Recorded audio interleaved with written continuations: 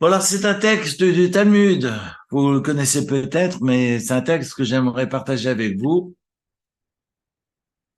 en ce trois, en ce 3 Tishri. Vous savez que Guédalia a été assassiné le 2 Tishri, mais on ne jeûne pas un jour de fête, donc on a repoussé le jeûne à aujourd'hui. Et j'ai partagé avec vous, pour celles et ceux qui ont eu le temps de regarder, cette petite vidéo du groupe Chauffard, qui vraiment très très bien fait. Quand ce sont des Juifs qui assassinent des Juifs, eh bien, c'est la fin de l'histoire. Raison pour laquelle les Chachamim, nos sages, ont institué un jeûne pour que ça ne se reproduise plus. C'est important. C'est important de le souligner. Raison du jeûne d'aujourd'hui, de jeûne de Guédalia. Si vous êtes d'accord, ce que j'aimerais partager avec vous, c'est non pas une longue séance, mais j'aimerais pouvoir travailler sur Kippour, et un très très joli texte dans Kiddushin, dans le traité de Kiddushin, et puis de partager également le sens du Kippour, comme on a pu répéter ces dernières semaines. Kippour marque le pardon, mais non pas la demande du pardon, parce que c'est à Rosh Hashanah, je dirais même c'est depuis le premier Elul qu'on doit demander le pardon. Donc on n'attend pas le jour de Kippour pour demander le pardon. Donc c'est à Rosh Hashanah, évidemment, pour dérouter le Satan. Alors on fait une simcha, on fait du jour de Rosh Hashanah une fête, Yom HaRichta, une fête de 2 jours. En fait, c'est la même journée qui dure 2 jours pour marquer le début de l'année, la demande du pardon, et la demande du pardon pour l'ensemble de l'humanité, parce que Rosh Hashanah marque la naissance de l'humanité. On ne parle pas de la naissance du juif ou du Ham Israël. Le Ham Israël, sa naissance correspond à Pessah. La discussion talmudique, on en a déjà parlé, entre Rabbi Yoshua et Rabbi Eliezer, est-ce que, au début du traité talmudique de Rosh Hashanah, est-ce que le monde a été créé à Pessah ou à Rosh Hashanah, au mois de Nissan ou au mois de Tishri? En fait, les deux sont d'accord que l'un est une création dans l'esprit, et le second, une création in fine, concrète. Et donc, Tishri marque la naissance de l'humanité. L'homme qui est né le premier Tishri, donc le monde est créé à partir du 25 Elul. 5 jours qui précèdent, 25, 26, 27, 28, 29. Premier Tishri, le 6e jour, marque la naissance de Adam et Ève, avant Shabbat. Et avant Shabbat, ils ont le temps de pécher, non pas du poisson, mais de fauter, et puis d'être jetés du jardin d'Éden, et puis de demander le pardon. Donc c'est intéressant que la demande du pardon intervient avant Shabbat, et donc la Teshuvah prend toute sa place. Teshuvah, parmi les 7 éléments, on l'a vu la semaine dernière dans le traité de Psachim, parmi ces 7 éléments qui ont été créés avant le monde physique, le monde matériel, dans le monde de l'esprit, la Teshuvah avait déjà sa place, raison pour laquelle lorsqu'on fait se repentir, on est dans un retour finalement à un état où la matière n'existait pas. Donc un retour à l'essentiel. Si la Torah a été créée avant le monde, si le jardin d'Éden, l'enfer, on a vu tout ça la semaine dernière, même le nom du Mashiach a été créé, a été décidé avant la création du monde. La Teshuvah a été créée à un moment où le péché n'existait pas, parce que le mal surgit seulement à partir de la création du monde. Donc la Teshuvah, par rapport à quoi? C'est intéressant que cette Teshuvah ait été créée, cette, euh, cette capacité, en tous les cas, on offre à l'homme d'effacer totalement son histoire, de recommencer à zéro. Il n'y a qu'avec Dieu qu'on peut le faire. Parce que si je commets des exactions, où je demanderai que vous me pardonniez, mais il restera toujours un petit grain de sable dans votre mémoire. Ah, c'était Carman. Bon, ça va, je le pardonne, mais ça reste. La trace, elle est là, elle est indélébile. Et ne me dites pas le contraire. En revanche, par rapport à Dieu, de savoir que la page est totalement blanche après qu'on ait fait Teshuvah, c'est extraordinaire. Il n'y a qu'avec Dieu que c'est possible. Il n'y a qu'avec Dieu que c'est possible. Et Teshuvah, c'est vraiment de revenir à un état d'être qui est donc ex nihilo, un retour à l'essentiel, et qui nous permet, au sortir de Kippour, de reprendre son taureau par les cornes et de retrouver un peu de sens dans ce monde matériel. Et c'est extraordinaire, cette force de la Teshuvah. On n'a pas d'obligation de faire Teshuvah, mais on a une obligation, comme nous dit Maïmonide, si je fais Teshuvah, de faire le bidouille et de clamer haut et fort et de reconnaître ses fautes, de les regretter et de ne plus recommencer pour que la Teshuvah fasse sens.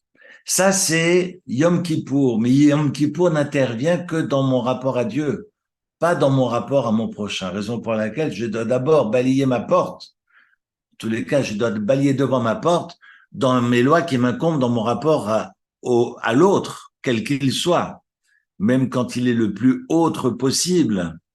C'est fondamental parce que je ne peux pas lever les yeux au ciel si je ne suis pas en paix avec ma femme, mes enfants, mon entourage, mes voisins, ma communauté, ma cité, mon pays. Donc on doit être en paix. Et cette paix nous autorise à lever les yeux au ciel. Le bon Dieu n'a pas besoin de nos prières si on n'est pas capable de faire la paix ici-bas, si on n'est pas capable de se regarder dans les yeux, si on n'est pas capable de s'écouter. J'en parlais avec l'une de vous aujourd'hui, c'est vrai que on est incapable de s'écouter et que la première mitzvah de l'année est basée sur l'écoute. La première mitzvah qui nous est instituée dans la Torah, Bachodesh Hashvi, dans ce 7e mois qui est le mois de Tishri, la première mitzvah qui nous incombe, c'est d'écouter le shofar. Alors vous me direz, on l'a pas entendu le premier jour. Mais là aussi, il faut être en mesure d'entendre le son du silence. Et pas seulement le son qui fait du bruit. Le son du silence du Shabbat, qui était donc ce premier jour de Rosh Hashanah cette année, pour peut-être se préparer à entendre le son. Parce que si on ne fait pas le vide en soi, on ne peut pas entendre l'autre. Alors, je travaille dans les hôpitaux, c'est vrai qu'on clame haut et fort cette empathie, cet élan vers l'autre. Mais cet élan vers l'autre pour imposer son point de vue ou être en mesure d'écouter un point de vue contraire à soi. Mais pas besoin d'aller chercher très loin, ça peut commencer déjà dans son propre foyer. Est-ce que je suis capable d'entendre la parole qui est différente de la mienne? Et c'est peut-être ça qu'on nous apprend le jour de Rosh Hashanah, d'apprendre à tendre l'oreille et de supporter et écouter un point de vue opposé au sien. Et c'est justement cette restauration de l'écoute, restauration de l'entente qui pour moi est la base de ce Rosh Hashanah. Parce que ça force finalement l'humilité, et je pense que toute la Torah est là pour cela. Alors je radote parce que je dis la même chose toutes les semaines, mais avec l'âge avançant, je parle comme si j'avais 120 ans, mais l'âge avançant, j'ai vraiment le sentiment que toutes les mitzvot sont là pour apprendre à la créature qui n'est pas le créateur. Et d'apprendre à la créature de retourner à sa place de créature. Et de cesser d'aller plus haut que son... Voilà, pour ne pas être grossier. Mais c'est extraordinaire. Mais on le voit à tous les niveaux. Alors, cette humilité, elle a été un peu forcée durant cette période de Covid. On a été obligé d'être un peu plus humble devant l'effroi, devant l'horreur. Mais c'est fou que Dieu ait besoin de nous rappeler à l'ordre constamment, que ce soit par un virus ou que ce soit par les tempêtes ou que ce soit par toutes ces discordes que nous connaissons, pas besoin d'aller chercher très loin sur la frontière ukrainienne, à commencer par dans nos communautés, au sens large, dans notre État. Il ne s'agit pas non plus de jeter la pierre et d'aller juger les autres, mais déjà commencer à être en capacité d'entendre et d'écouter. Est-ce que je suis en mesure d'écouter ce qui est opposé à moi, la personne qui n'est pas forcément d'accord, mais c'est ça conjugué avec la différence. On met pas ensemble, et c'est ça la définition même d'une communauté, on va pas mettre ensemble les gens qui s'entendent. Ça, c'est ce qu'on appelle le communautarisme. Mais c'est pas vivre en communauté. Vivre en communauté au sens large, l'humanité, c'est justement de conjuguer avec les différences de chacun. J'avais là, en face de moi les étudiants de la faculté de théologie à la synagogue cet après-midi, mais c'est ce que je leur ai dit, et j'ai l'impression, mais voilà, ce sera mon cheval de bataille jusqu'à 120 ans. Non pas être ensemble malgré nos différences, mais être ensemble parce que nous sommes différents. Je répète, non pas être ensemble malgré nos différences, mais être ensemble parce que nous sommes différents. Et c'est la différence qui est toute la richesse de l'humanité. Si on n'a pas compris ça, on n'a rien compris. Je peux intervenir, Eric, s'il te plaît? Oui. Ça va très loin ce que tu dis, mais OK pour entendre l'autre. Si tu es en face de quelqu'un qui te tient un discours parfaitement antisémite ou parfaitement négationniste, c'est quoi le bon comportement vis-à-vis d'une personne comme ça? Je dois aussi être ensemble avec elle malgré nos différences? Non, non, là, on est plus dans le débat. On est hors sujet alors. Oui. Ah, merci. C'est tout ce que je voulais entendre. Merci beaucoup, ça me Là, on rassure. n'est pas, là, non, alors D'accord. quelqu'un qui affirme cela ou qui se Oui, dit antisioniste, pour moi, c'est un cache-misère, mais en fait, on a d'accord. face à nous un antisémite qui trouve Oui, des oui, mais je pouvais poser la question parce de que c'est tellement. légitimer le discours de manière perverse. Mais Oui, là, j'entre pas en débat. d'accord, Et, ok. mais par contre, déjà eu des gens extrémistes, quelles que soient les traditions, même Oui, des gens très, très extrémistes, avec qui j'ai débattu et puis on me l'a reproché. Mais je pense que c'est important d'être à la table avec ceux ou celles avec qui on ne s'entend pas, parce que d'être à la table avec ceux avec qui on s'entend, c'est pas la définition du débat. Donc moi, j'irai débattre avec des gens avec qui je ne suis pas d'accord. C'est le propre du débat. Mais si la personne en face n'a pas cette entente, mais je dois être aussi dans cette entente, dans cette écoute, dans cet entendement. Il faut qu'on fasse tous cet effort. C'est un effort d'humilité. En cette veille de Kippour, c'est Euh, fondamental. Oui, Pardon. Donc, en fait, la limite serait le désir de chacun des membres de l'écoute. oui, Un débat ne peut avoir lieu que s'il y a écoute oui, réciproque. Donc, si oui. on est quelqu'un sans écoute, on s'en va. Si la personne en face ne veut pas écouter, on peut pas débattre, Ouais, donc on s'en va. malheureusement. À mon grand dame. Mais c'est intéressant aussi, comme le dit Rav Aviner, que à Kippour, on est dans l'inaction totale. On est dans l'inaction totale parce qu'on est comme dans Shabbat et on est dans ce qu'on appelle Midat Adin, dans la vertu de la rigueur. Et dans cette vertu de la rigueur, on sait que à Sukkot, on va prendre un loulav dans la main. On a quelque chose on a des us et coutumes, on a des rituels pratico-pratiques, je dirais palpables. À Sukkot, on tient un loulav. On va habiter dans une souka. À Rosh Hashanah, on tient un chauffard dans la main.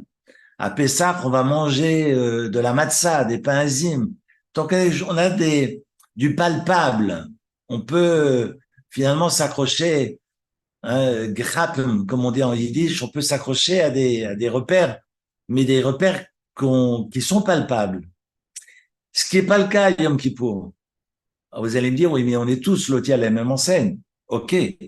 Mais à Kippour, vous n'avez absolument rien de palpable. C'est le jour, comme l'écrit Rav Aviner, j'ai le texte sous les yeux, c'est un jour de passivité totale, d'inaction. Parce qu'on peut absolument rien faire.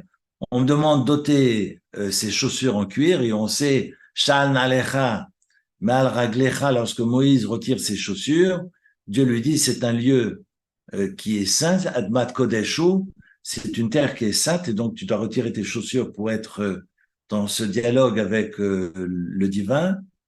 Mais quand on ôte ses chaussures, on est finalement, certains disent des va-nu-pieds, on est finalement des rien du tout. Mais on est dans un état de rien du tout. Hein, les rien du tout. C'est être rien du tout. Mais c'est une prise de conscience qu'on est rien du tout. Et c'est propre à Yom Kippour. On nous demande de surcroît, parce que comment je suis dans la fête? À travers la nourriture. Ce qui est d'ailleurs remarquable, parce que très souvent on me dit mais il n'y a pas de pain alors qu'on est jour de fête, il n'y a pas de pain. Non, l'obligation des 2 pains, c'est pour Shabbat, c'est pas pour Yom Tov. Vous n'avez pas d'obligation de manger et boire à Shabbat, mais vous avez l'obligation des 2 pains. En raison de la manne, je ne veux pas rentrer maintenant et épiloguer là-dessus. Mais le propre Vesamarta Bechagecha, de la joie de la fête, c'est à travers la viande et le vin. Alors, si vous êtes végétarien, vous pouvez manger autre chose, mais c'est à travers Boostify et Gueuleton, à travers la viande et le vin. Mais vous n'avez pas de pain, vous n'enfreignez absolument rien. Vous pouvez, à la rigueur, ne pas faire motzi. Il y a une mitzvah de faire motzi à Yom Tov. Mais l'obligation n'est pas arrêtée là.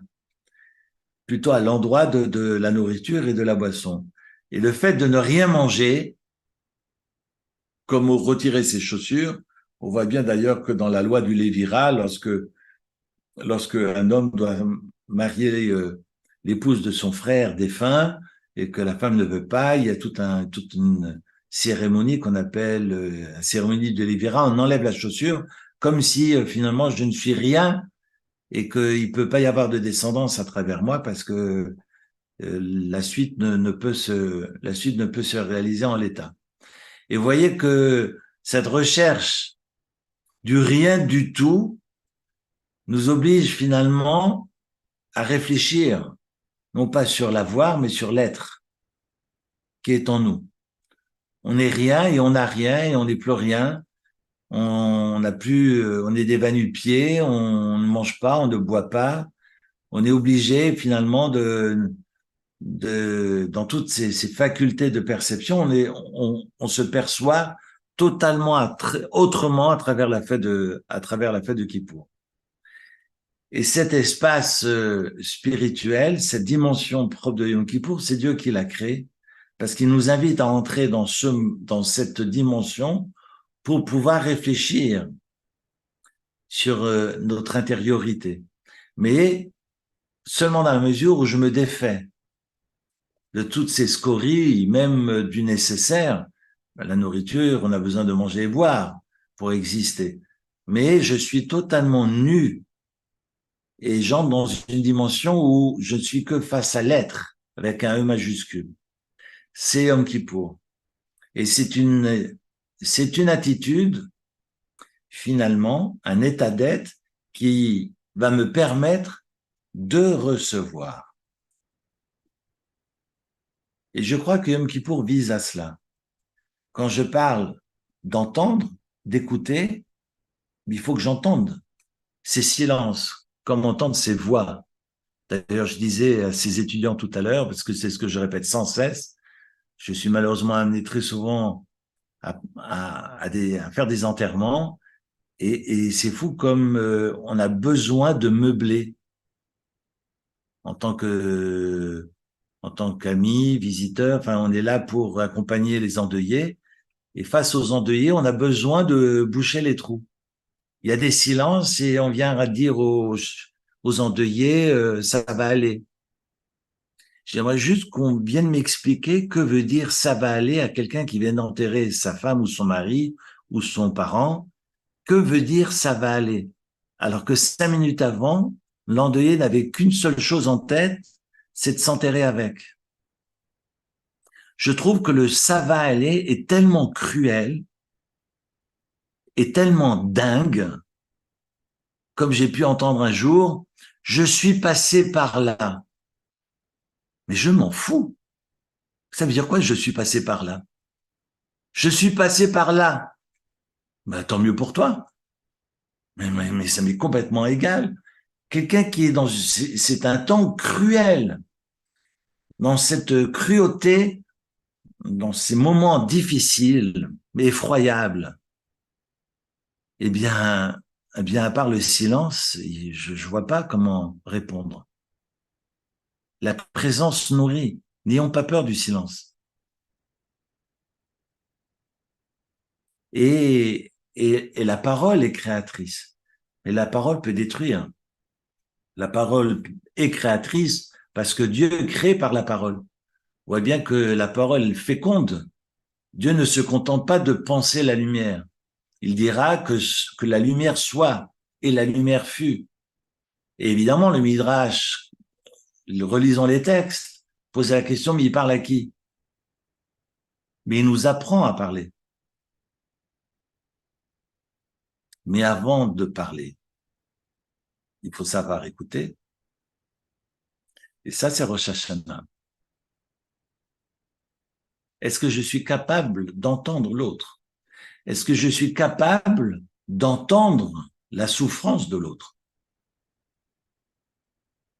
Alors j'en viens au texte dans Kiddushin, traité talmudique de Kiddushin, où on nous raconte l'histoire que j'ai déjà partagée ici avec vous, je crois l'année dernière ou il y a 2 ans, sur un riche homme qui s'appelait Plémo et qui avait l'habitude de dire tous les jours qu'il y a une flèche qui aille dans l'œil de Satan. Cette flèche, évidemment, c'est pour narguer le Satan. C'est une expression qui existait en araméen. Et évidemment, quand on parle de flèche dans l'œil du Satan, on pense généralement au domaine de la sexualité, parce que j'ai d'autres cas dans le traité de Ta'anit, où chaque fois même des plus grands parmi les rabbins viendront narguer le Satan et le Satan se déguise en blonde aux yeux bleus et puis finalement se dévoile à la dernière seconde face à ses barbus et qui leur dit mais pourquoi vous parlez comme ça? Quand bien même vous êtes grand, il n'y a qu'une chose à dire, enseigne le Satan, c'est qu'il faut prier le bon Dieu qui vienne nous aider et ne pas se croire puissant, en capacité de tout maîtriser. Hein, l'homme est capable, et quand il le dit pas, il le pense, je suis la toute-puissance en personne. Et quand bien même ces rabbins diront, bof, c'est rien, moi je maîtrise totalement ma pulsion et face à ce Satan déguisé qui finalement montre qui tu es et se dévoile être le Satan et les rabbins évidemment complètement déroutés s'excusent et le Satan leur dit attention, ne vous prenez pas pour ce que vous n'êtes pas. Vous êtes faillible, mais alors dans ce cas, vous priez le ciel pour être fort. On n'est pas fort tout seul. Ça n'existe pas. C'est un travail. C'est un effort constant. Être juif, c'est être dans l'effort. Les Fum Tsahara Agra nous enseignent les maximes des pères. Alors, je vais vous lire le texte, si vous êtes d'accord.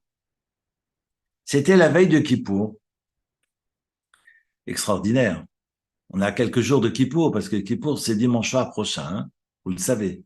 Donc, à la même heure, la semaine prochaine, il n'y a pas de Zoom, exceptionnellement, ne m'en voulez pas. Je serai encore en train de prier à cette heure-ci. Donc, peut-être que non, 8h25, je serai presque au café, parce que moi, il me faut un café en sortant de Kippour. On mange pas des sangliers, hein, comme les Gaulois, il y a rien de mieux pour tomber malade. Non, vous sortez de Kippour avec un café, un bout de gâteau, ça suffit. Bref. Alors, la semaine prochaine, exceptionnellement, il n'y aura pas de cours, on reprend dans 15 jours. Alors il disait, une flèche dans l'œil de Satan. Donc le Satan entend cela et décide de venir le provoquer.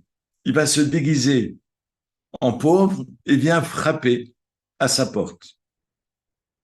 Alors la porte s'entrouvre, on est veille de Kippour, hein, donc comme si c'était dimanche prochain. La porte s'entrouvre, lui on lui tend une assiette avec un bout de pain. Il y en a qui n'en trouvent même pas la porte, mais là voilà que la famille décide de donner un bout de pain à ce pauvre qui est venu toquer à la porte. Mais vu que c'est un pauvre qui n'a pas la langue dans sa poche, c'est intéressant, hein, parce que généralement, ouais, ça m'est arrivé l'autre jour dans le tram. Ça m'est arrivé que quelqu'un fouille dans mes poches. Il était assis derrière. Alors je me retourne et puis je lui dis, vous faites quoi? Et puis la personne lui dit, non, non, j'ai laissé mes lunettes là devant, j'essaie de les prendre. Et puis je regarde et sous moi, il y avait une paire de lunettes. Je trouvais la technique géniale. C'est génial comme technique. C'est-à-dire que vous posez d'abord une paire de lunettes et après vous faites les poches du voisin. Il faudrait que j'y pense la prochaine fois que je fais un pickpocket. En tous les cas, il a mis ses lunettes. Il m'a dit, cherchez mes lunettes. Enfin bref, ses lunettes n'étaient pas dans mes poches, mais il fouillait bien. Pas du tout discret. Alors là, il devrait apprendre. Il y a des écoles pour ça, je pense, du côté de, enfin, je ne veux pas dire le pays, mais bon. Bref.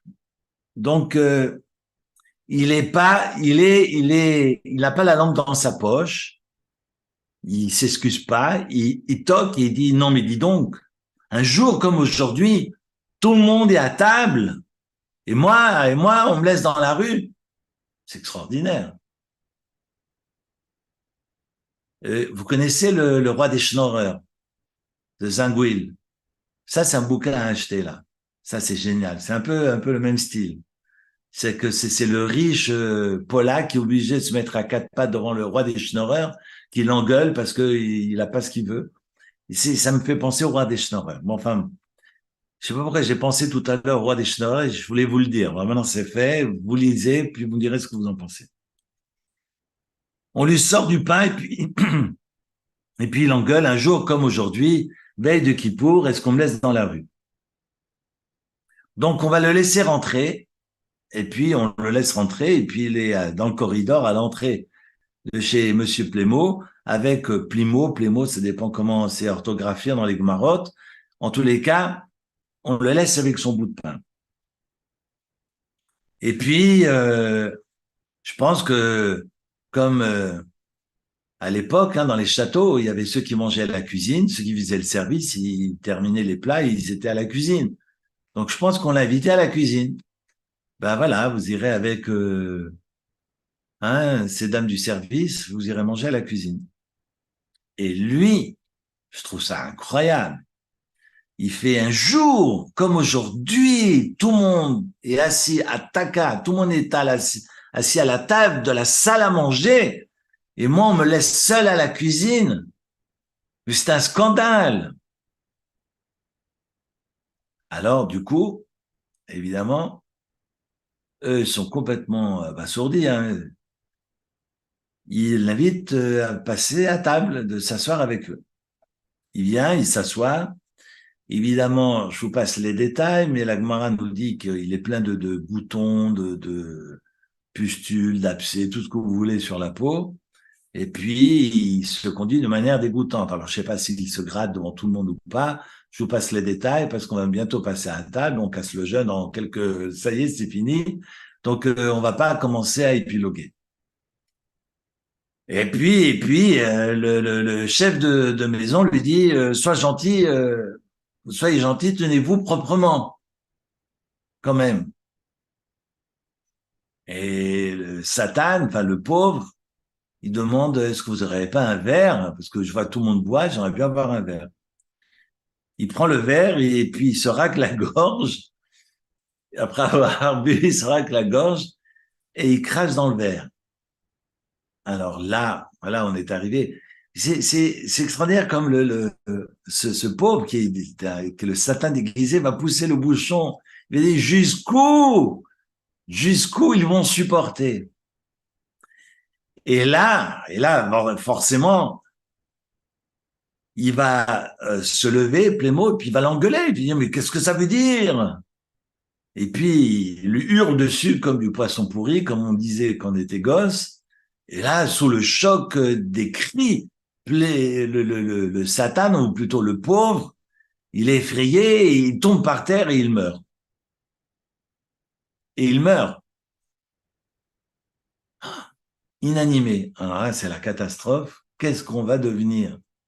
Et dans la ville, nous dit la Gemara, dans la ville, le court bruit, enfin, le court bruit, le bruit court, vous voyez, quand on boit pas, on est confus, hein. Le bruit court, plaît-moi, tu es un homme, plaît-moi, ça va être, vous voyez, même nos tweets et compagnie, les réseaux sociaux, Instagram peuvent aller se coucher devant les rumeurs dont parle la Gemara. C'est que il est à peine tombé qu'on entend dans toute la ville, plaît-moi, tu es un homme. Vous vous rendez compte? On n'a même pas besoin de voici, pas besoin de photos. Tout le monde est au courant que plaît-moi, tu es quelqu'un. Alors, la Gemara nous dit qu'il va s'enfuir, et il va se cacher dans les sanitaires. Vous imaginez, je pense que les lieux d'aisance se trouvaient souvent dans les cours, comme c'était le cas chez nos grands-mères. Je sais pas, vous avez peut-être pas connu, mais moi j'ai connu en mon temps. Mais voilà, c'était toujours soit à l'extérieur, sur le balcon, soit il fallait sortir. Alors je vous parle même pas des bains, parce que les bains, on allait au bain public quand on était gosse, et il n'y avait pas de bain. Depuis quand les gens se lavent? Louis XIV nous a appris qu'on mettait un peu de parfum, et puis l'affaire était... Je crois même que Louis XIV a dû se laver quand même la veille de son mariage pour être reconnaissable. Mais c'est ce que la légende raconte. En tous les cas, il court vers les fosses d'aisance et va se cacher là-bas. Forcément, le Satan va le suivre. Le Satan le suit et Plémo tombe à ses pieds. Alors c'est ça le monde à l'envers. Je ne sais pas si vous connaissez la première Mishnah du traité talmudique de Shabbat, mais ça vaut la peine.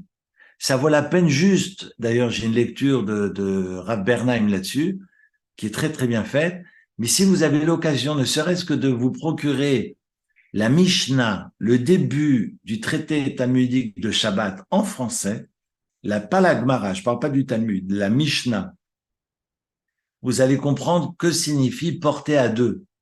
Parce que porter à deux, c'est forcément un riche dans une maison et un pauvre dans la rue qui tend la main.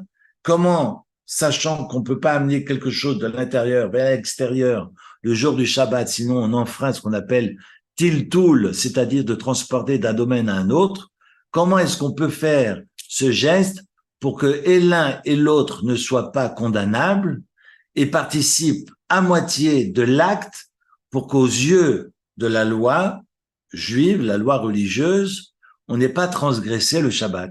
Extraordinaire. Et en fait, c'est vraiment une lecture du monde, du point de vue des indigents, du point de vue de ceux qui ont les moyens, comment on entre dans le Shabbat et comment finalement on s'entraide, pour que le Shabbat fasse sens. Parce que le reste de la semaine, il n'y a rien qui fait sens. Alors, au moins qu'il y ait un espace-temps dans la vie qu'on appelle le Shabbat, où quand on est dans cette co-construction, eh bien, on a une vision du monde qui est différente et c'est ce que Dieu propose à travers le Shabbat. Je trouve, si vous avez le temps d'étudier mes mots à mots et de réfléchir à chaque mot à cette première Mishnah de Shabbat, vous avez compris tout le Shabbat. Tout le Shabbat. Je reviens maintenant sur l'histoire de Plémo, parce que là, vous avez un Plémo qui se cache, non pas dans la tombe et l'œil de Caïn, c'est évidemment le texte que vous connaissez par cœur de Victor Hugo, mais là, c'est pas l'œil de Caïn, mais vous avez cet homme qui se cache dans les fosses d'aisance, et Plémo et le Satan qui le suit, et Plémo qui est à ses pieds. C'est extraordinaire. C'est que le propriétaire qui est au pied du Satan, qui est au pied de l'indigent, qui était dans la rue 10 minutes avant. Le monde s'est retourné.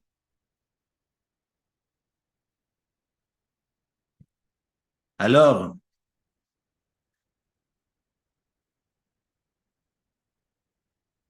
comme il voit que Plémo est totalement défait, affligé par ce qui se passe, il comprend que s'il n'a pas quelqu'un devant lui de tout à fait normal, parce que 30 secondes avant, il était vivant et maintenant, il était mort et maintenant il est debout devant lui. Il est à ses pieds, il est complètement défait et Satan se dévoile à lui. Hein, vous voyez, Fantomas qui montre Fantomas qui est en toi. Donc il se dévoile à lui et puis le Satan dit à Plémo, pourquoi tu me nargues? Pourquoi tu me nargues? Alors Plémo lui dit, qu'aurais-je dû dire? Et le Satan lui dit, ben, que ce soit Dieu, Hachem Igarbo, comme dit le prophète, que ce soit Dieu qui réprimande le Satan, pas toi. Arrête de te prendre pour Dieu. Arrêtons, et je parle de nous, de moi, arrêtons de nous prendre pour ce que nous ne sommes pas. Le Satan nous réapprend à être un peu plus humble. Je trouve la leçon magnifique. Et évidemment,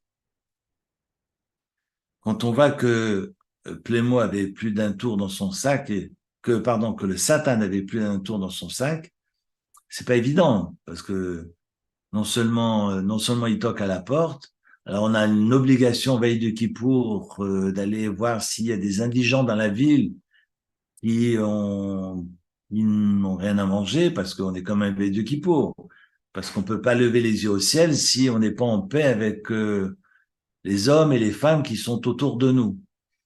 Et là, non seulement on n'a pas besoin d'aller chercher le pauvre, mais c'est le pauvre qui vient toquer à notre porte. C'est extraordinaire.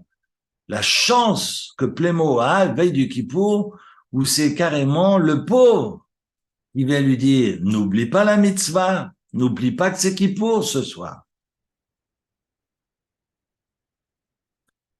Et voilà que finalement, être respectueux de la Torah, respectueux des mitzvot, c'est pas seulement dominer ses pulsions, c'est pas seulement de ne pas se laisser séduire. Ça consiste aussi à être attentif aux besoins de l'autre, besoin de son épouse, besoin de son époux, besoin de ses enfants, besoin de ses fidèles, besoin de sa communauté. Et que les fautes, et là pour moi c'est important, je me suis noté que les fautes commises à l'encontre d'Akadosh Baruch Hu, à l'encontre de Dieu, ne sont pardonnées après celles commises vis-à-vis des hommes. Que si je n'ai pas réglé sur le plan horizontal les affaires, je ne peux pas lever les yeux au ciel. Et une fois de plus, on voit comment on est attentif ou inattentif à autrui et on est à la veille de Kippour. On est à la veille du Kippour et on voit que les valeurs sont à l'envers et c'est à la veille de Kippour que le Satan nous rappelle à l'ordre et nous rappelle nos obligations. Et je crois que c'est une leçon extraordinaire que le Talmud nous apprend. Évidemment, ces commentaires ne sont pas de moi, mais c'est une lecture de Rav Kahn, Zichrono Livracha, et de voir comment, et c'est toujours la même question, on a une obligation d'une Séouda, vous savez qu'il y a 2 fois dans l'année, on a une obligation de manger. Et de manger à sa faim, c'est le jour de Purim, le jour de Kippour. Le jour de Purim, parce qu'on a une obligation de festin et d'inviter, et d'avoir du monde autour de sa table, mais également veille de Kippour, où l'obligation est du même acabit. Et Kippour, c'est presque comme Purim, nous dirait Maïmonide. Parce que Parce que c'est pas aussi fort que Purim. Parce que qu'à Kippour, vous allez me dire, moi je suis un grand mensch, parce que je jeûne. Et vous me répondez, mais Eric, en quoi c'est extraordinaire que tu jeûnes? Parce que nous aussi, nous jeûnons. Ah oui, mais moi, à Kippour, je prie. Bravo. Mais t'es pas tout seul. Nous aussi, on prie. Ah, d'accord. Mais moi, à Kippour, je reste toute la journée à la synagogue. Ah, kol hakavod. Mais à Kippour, on est tous à la synagogue. Ah mince alors. Moi qui voulais frimer, ça va être difficile.